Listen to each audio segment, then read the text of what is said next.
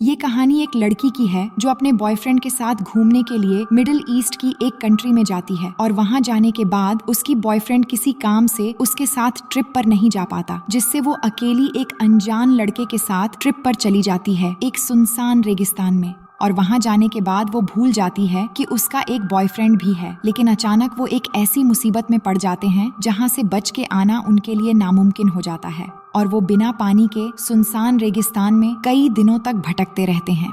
तो कहानी की शुरुआत में हम दो लोगों को देखते हैं जो बड़ी मुश्किल से एक चट्टान से नीचे उतर रहे हैं, लेकिन इसी दौरान उनके पैर फिसल जाते हैं और दोनों वहाँ से नीचे गिर जाते हैं। इसके बाद कहानी फ्लैशबैक में चली जाती है जहां हम डेविड और उसकी गर्लफ्रेंड लूसी को देखते हैं। डेविड एक प्रोफेशनल लॉयर है और लूसी एक फूड केमिस्ट है। दोनों एक दूसरे से बहुत प्यार करते हैं और कुछ ही दिनों में उनकी शादी भी होने वाली है और उससे पहले दोनों एक अरब कंट्री में छुट्टी मनाने के लिए जा रहे हैं। अब जल्द ही दोनों उस अरब कंट्री में पहुंच जाते हैं और वहां पर एक शानदार होटल में रुकते हैं। रात के डिनर के लिए लूसी पहले ही टेबल पर पहुंच जाती है और डेविड को आने में थोड़ा टाइम लग रहा था। इसी बीच दूसरी टेबल पर बेन नाम का एक लड़का होता है जो लूसी को अकेला देखकर उसकी टेबल पर इस कंट्री का एक फेमस डिश भिजवाता है। इससे लूसी को भी काफी अच्छा लगता है और वो एक नजर बेन को देखती है। इतने में यहाँ डेविड भी आ पहुँचता है और बेन ये बात जानकर कि लूसी अकेली नहीं है तो वो यहाँ से चला जाता है। डेविड आकर बताता है कि वो एक केस जीत गया है जिससे उसे बहुत ज्यादा पैसे मिलेंगे। इसके बाद वो लूसी को एक रिंग गिफ्ट करता है और इस शानदार मौके पर उसे शादी के लिए प्रपोज करता है। इससे लूसी बहुत ही खुश होती है और प्रपोजल एक्सेप्ट कर लेती है। फिर हम अगली सुबह का सीन देखते हैं जहाँ ये दोनों ओपन डिजर्ट में जाकर घूमने वाले थे, पर इसी बीच डेविड के ऑफिस से एक कॉल आता है और उसे एक important video conference meeting attend करने के लिए कहा जाता है, जिससे अब डेविड ट्रिप पर नहीं जा सकता। और ये सुनकर लूसी काफी नाराज हो जाती है क्योंकि डेविड हर वक्त अपने काम को ही ज्यादा अहमियत देता है। अब इसके बाद डेविड लूसी को अकेले ही घूमने जाने के लिए कहता है तो लूसी भी नाराजगी के साथ वहाँ से अकेले ही ट्रिप पर निकल जाती है। वहाँ जाकर अपनी गाड़ी के पास पहुँचती है जहाँ से और लोग भी ओपन डेजर्ट ट्रिप के लिए जाने वाले थे, पर तभी वहाँ लूसी एक बार फिर से बेन को देखती है और फिर उसके पास जाकर बात करने लगती है। तो बेन उसे बताता है कि मैं यहाँ से 30 मील दूर एक फेमस माउंटेन पर ट्रैकिंग के लिए जा रहा हूँ, तो क्या तुम मेरे साथ आना चाहोगी? जिस पर लूसी मना करके वापस अपनी गाड़ी में जाकर बैठ जाती है, पर गाड़ी में बैठकर वो काफी सोच में होती है। फिर हम बेन को देखते हैं जो अपनी गाड़ी में लूसी को देखता है, यानी कि लूसी डिसाइड कर चुकी थी कि वो बेन के साथ जाएगी। फिर बेन आकर उसे ड्राइविंग करने को कहता है और कहता है कि यहाँ से 10 मील दूर जाने के बाद मुझे नींद से जगा देना, मैं सो रहा हूँ। लूसी कहती है कि उसे कल शाम 4 बजे से पहले वापस आ जाना है। इसके बाद दोनों उस लोकेशन के लिए निकल जाते हैं और काफी देर से इस रेगिस्तानी इलाके में लगातार गाड़ी चलाने के बाद आखिरकार दोनों उस माउंटेन तक पहुंच जाते हैं। और वहां पहुंचने के बाद लूसी देखती है कि यहाँ से पूरे रेगिस्तान चारों तरफ से दूर दूर तक दिखाई दे रहा है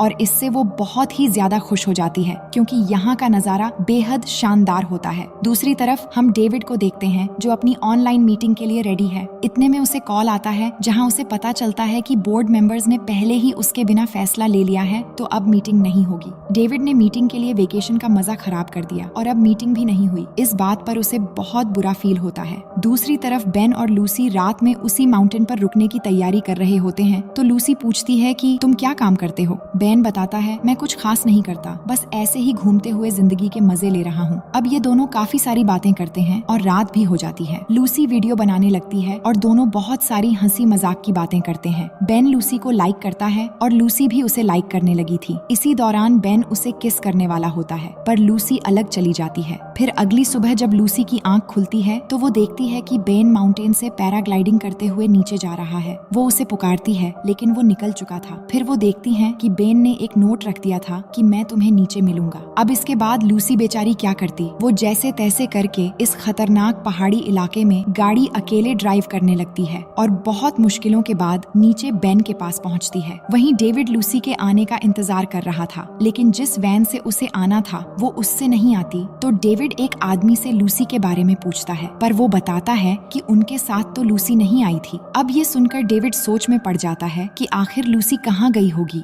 इधर लूसी आकर बेन पर चिल्लाती है कि तुमने मुझे मुश्किल में डाल दिया था और अब बहुत देर भी हो चुकी है क्योंकि मुझे अब तक होटल में पहुंच जाना चाहिए था। इसके बाद ये दोनों वापस आने के लिए निकल जाते हैं और चलते हुए बेन गाड़ी में एक म्यूजिक कैसेट चलाकर ड्राइविंग कर रहा होता है, पर कुछ दूर चलने के बाद लूसी को इस म्यूजिक से इरिटेशन होने लगती है, जिससे वो म्यूजिक कैसेट निकालकर बाहर फेंक देती है। तभी बेन गाड़ी रोक देता है और वापस जाकर वो कैसेट फिर से लेकर आता है, पर उसके ब्रेक मारने के चक्कर में गाड़ी के टायर रेत में धंस चुके थे। अब बेन वापस जब गाड़ी चलाता है तो गाड़ी और ज्यादा फंस जाता है। बेन गाड़ी निकालने की बहुत कोशिश करता है लेकिन कुछ नहीं होता। अब उनके पास पानी भी कम था और दूर दूर तक बस रेत और जलती हुई हवाएं थीं। ये देखकर लूसी बेन से पूछती है, क्या कोई और तरीका नहीं है? बेन कहता है, नहीं, अब हम इस रेगिस्तान में फंस गए हैं। यहाँ से हम कहीं भी जाएं, रोड 30 मील दूर है, इसलिए हम रात में ठंडी हवाओं में निकलेंगे। लेकिन लूसी बहुत जिद्दी थी, वो बेन की बात नहीं मानती और एक पानी की बोतल और अपना बैग लिए वहाँ से अकेले ही निकल जाती है। एक ऐसे तपते हुए रेगिस्तान में जहाँ पर बस रेत ही रेत है, वहाँ से इस तरह निकल पाना नामुमकिन था। पर वो जिद करके बेन को छोड़कर निकल तो गई थी, लेकिन सिर्फ 1 घंटा चलने के बाद जब पानी खत्म होने लगता है तो वो वापस बेन के पास लौटने लगती है। वहीं डेविड भी हर तरफ लूसी की पूछताछ करने लग गया था, लेकिन जब कुछ भी पता नहीं चलता तो वो पुलिस स्टेशन पहुंचता है। पर वहाँ एक ऑफिसर उसकी बातों को हल्के में लेता है और कहता है कि यहाँ किडनैपिंग आम बात है, इसलिए हम शाम तक उसका पता लगा लेंगे। डेविड कहता है, मुझे अगर किसी चीज से नफरत है तो वो है इंतजार करना। ये कहकर वो उस ऑफिसर को घुस देता है, जिससे वो ऑफिसर गुस्सा हो जाता है और उसे यहाँ से चले जाने के लिए कहता है।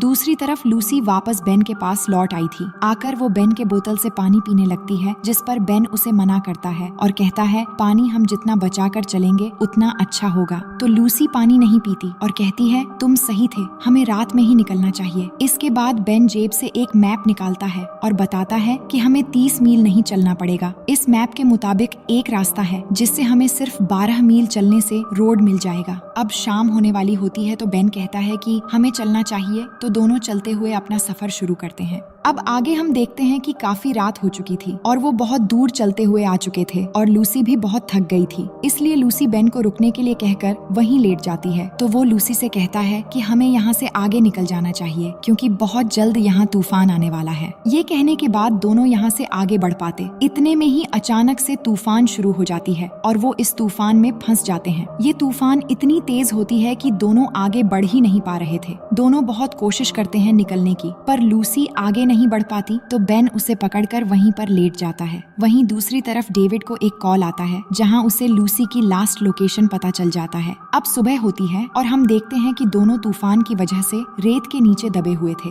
लूसी की आंख खुलती है तो वो बेन को उठाकर दिखाती है, जहां कुछ ही दूर एक रोड पर गाड़ी चलते हुए नजर आ रही थी। फिर दोनों दूरबीन से देखते हैं और रोड देखकर बहुत ही खुश हो जाते हैं और लूसी तो सीधे बेन के गोद में चढ़कर खुशी से चिल्लाने लगती है, क्योंकि बहुत मुश्किलों के बाद दोनों अब घर जा सकते थे। फिर वो भागते हुए उस रोड की तरफ जाने लगते हैं और दोनों के अंदर एक आशा की किरण जाग उठी थी, पर उन्हें नहीं पता था कि आगे जाकर एक नई मुसीबत उनका इंतजार कर रही है। आगे जाकर उन्हें सामने एक बहुत ही बड़ी खाई दिखाई देती है, जो देखकर उनकी हिम्मत बिल्कुल टूट जाती है। अब उस रोड तक पहुंचने के लिए पहले उन्हें इस खाई को पार करना पड़ेगा। इसके बाद लूसी कहती है, क्या हम खाई से नीचे उतरकर नहीं जा सकते? जिस पर बेन कहता है कि हम बहुत थक चुके हैं, इसलिए शायद हमें पहले थोड़ा आराम कर लेना चाहिए, इसके बाद फैसला करेंगे क्या करना है। दूसरी तरफ डेविड लूसी की लास्ट लोकेशन पर पहुंच जाता है, जहां वो एक बूढ़े आदमी को देखता है, जो वही आदमी था जिससे बेन ने पेट्रोल लिया था। वो उस आदमी को लूसी की फोटो दिखाता है तो वो लूसी को पहचान लेता है। फिर लूसी और बेन के बारे में उसे सब बता देता है कि वो दोनों यहाँ से कुछ ही मील दूर ट्रिप के लिए निकले थे।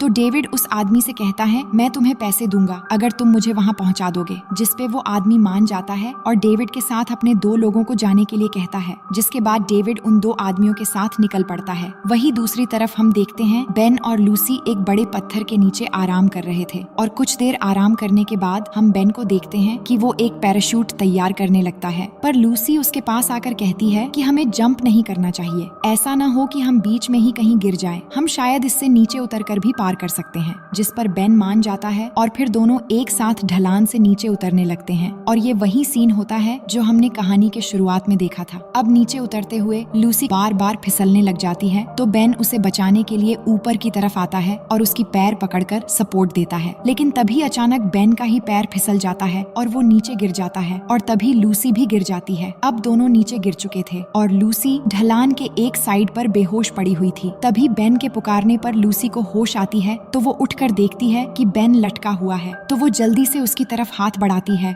और बहुत मुश्किल से उसे ऊपर खींच ले आती है। इसके बाद लूसी देखती है कि बेन को एक गहरी चोट लगी है और उसके जख्म पर एक पत्थर भी फंस गया है। दूसरी तरफ डेविड उस माउंटेन पर पहुंच जाता है जहां बेन और लूसी रुके थे। उसे वहां लूसी का कैमरा दिखता है जिसमें वो बेन और लूसी की एक साथ वीडियो देख लेता है जो लूसी ने उस रात को रिकॉर्ड किया था। पर इससे डेविड को लगता है कि लूसी अब बेन के साथ रह रही है और वो बहुत खुश भी है। इसलिए वो यहाँ से गुस्सा होकर उन दोनों को वापस कार घुमाने को कहता है। दूसरी तरफ बेन जख्म की वजह से बहुत कमजोर हो चुका था और लूसी से कहता है कि अब मैं क्लाइंब नहीं कर पाऊंगा, तुम्हें ऊपर जाकर पैराशूट लेकर जंप करना चाहिए जिससे शायद हम बच पाएंगे। अब लूसी भी एक नई मुसीबत में पड़ चुकी थी क्योंकि पैराशूट लेकर ऊपर से जंप करना उसके लिए एक नया चैलेंज था, लेकिन मरने से अच्छा है वो कोशिश करे। जिसके बाद वो ऊपर जाती है और पैराशूट लेकर उड़ने की कोशिश करने लगती है, पर वो पैराशूट नहीं उड़ा पाती। लेकिन 2-3 बार कोशिश करने के बाद आखिरकार वो कामयाब हो जाती है और पैराशूट के जरिए उड़ते हुए आगे बढ़ने लगती है। वहीं बेन भी नीचे से लूसी को उड़ते हुए देखकर काफी खुश हो रहा था, लेकिन पैराशूट से काफी आगे निकल जाने के बाद अचानक हवा की वजह से बैलेंस बिगड़ने लग जाता है और लूसी जाकर सीधे चट्टान से टकराकर नीचे गिर जाती है। अब आगे हम देखते हैं कि लूसी को होश आती है जहां उसे पानी भी मिलता है, तो वो पेट भर के पानी पीती है और अब वो बिल्कुल ढलान के एकदम नीचे पहुंच गई थी। उसे समझ नहीं आ रहा था कि आगे क्या करना है। तभी उसे एक लड़की नजर आती है, पर वो लूसी को देखकर घबराने लगती है तो वो अपना मोबाइल निकालकर उसे दिखाती है और उससे बात करने की कोशिश करती है।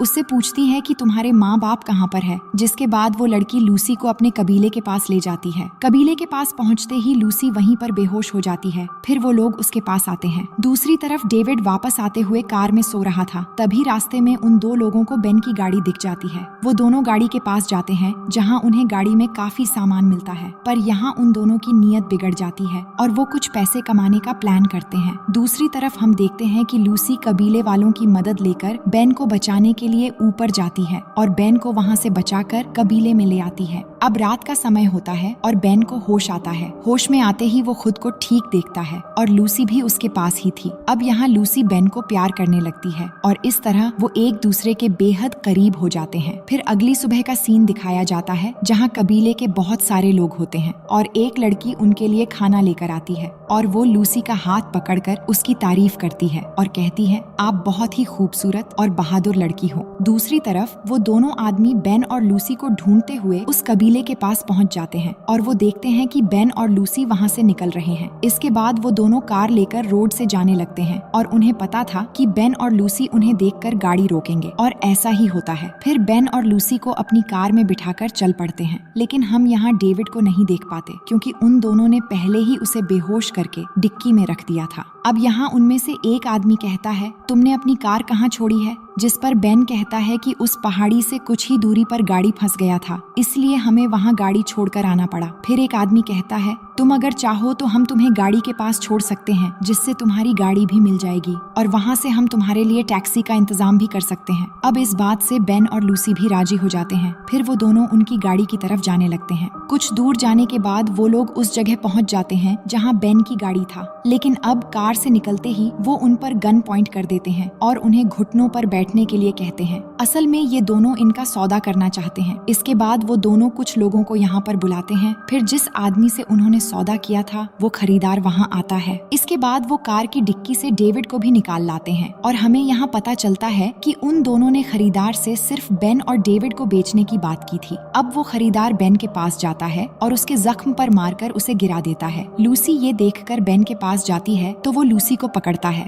और कहता है कि मैं इस लड़की के लिए ज्यादा पैसे दूंगा, पर वो दोनों कहते हैं कि हम लड़की को नहीं बेचेंगे। इसके बाद वो खरीदार लूसी को गंदी नजरों से घूरने लगता है और उसे कपड़े उतारने के लिए कहता है, जिससे लूसी उसके मुंह पर थूक देती है और इससे गुस्सा होकर वो लूसी को शूट करने वाला होता है, लेकिन तभी उनमें से एक आदमी गोली चला देता है जिससे उनके आपस में ही फायरिंग शुरू हो जाती है और इस तरह वो एक दूसरे को शूट करके मार देते हैं। पर अंत में वो खरीदार बच जाता है और अब वो लूसी को मारने वाला होता है, लेकिन तभी बेन के हाथ एक गन लग जाती है जिससे वो उसे शूट करके मार देता है। और इस तरह इतनी मुश्किलों के बाद भी डेविड, लूसी और बेन बच जाते हैं। बेन जख्म की वजह से कमजोर पड़ चुका था। फिर वो उन्हें कहता है कि गाड़ी के टायर की हवा निकाल दो, गाड़ी बाहर आ जाएगी। जिस पर डेविड कहता है कि अगर तुम्हें पता था कि हवा निकालने से गाड़ी निकल जाएगी तो तुमने ये पहले क्यों नहीं किया। लूसी भी ये सवाल बेन से पूछती है तो वो बताता है कि हाँ, मैं जानता था कि ऐसा करने से गाड़ी निकल जाएगी, लेकिन मैंने जानबूझकर इस ट्रिप को इसलिए लंबा किया ताकि मैं तुम्हारे साथ ज्यादा समय गुजार सकूं। इसके बाद लूसी आकर टायर की हवा निकालती है और अब हम कहानी के आखिर में देखते हैं जहां तीनों गाड़ी से वापस चल पड़ते हैं और इसी के साथ ये कहानी यहीं पर खत्म हो जाती है।